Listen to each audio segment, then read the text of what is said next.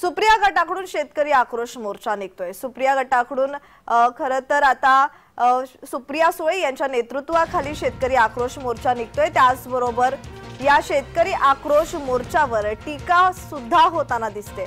हा शेतकरी आक्रोश मोर्चा आहे की शक्ती प्रदर्शन आहे अशी चर्चा राजकीय वर्तुळात रंगू लागलेली आहे। आता याच मोर्चावर शेतकऱ्यांनीही संताप व्यक्त केलेला पाहायला मिळतोय।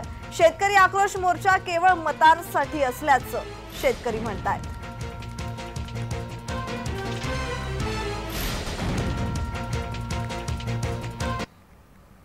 तर याचाच आढावा घेतला आमचे प्रतिनिधी नवनाथ बोरकर यांनी। पाहूयात।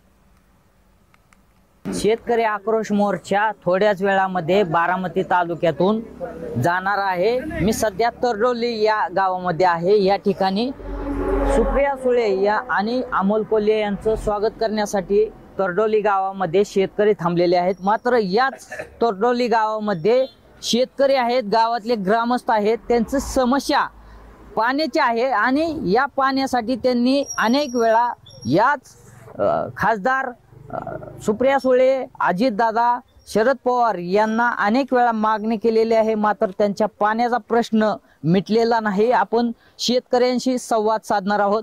काय नेमकी तुमची पाण्यासंदर्भात मागणी आहे? पाण्याची भूमिका आम्ही बरेच वेळा ह्यांच्याकडे मागण्या केल्या आणि बरेच वेळा मागण्या करून सुद्धा आम्हाला पाणी दिलं नाही। आत्ताचे निसर्गाने मी पाठ फिरवली, त्यानंतर ह्यांनी सोडसं का आम्हाला पाणी मध्ये उपमुख्यमंत्री दादा इथं पाणी सोडण्याकरता आलं होतं 4 महिन्यापूर्वी। त्यांनी पाणी पूजन केलं। पूजन केल्याच्या नंतर त्यावेळेस त्यांनी जर पाणी कायमस्वरूपी पंप सोडला असता तर आज आमच्या गावावरती वेळ आली असती। काय सांगाल, किती वर्षापासून पाण्याची मागणी?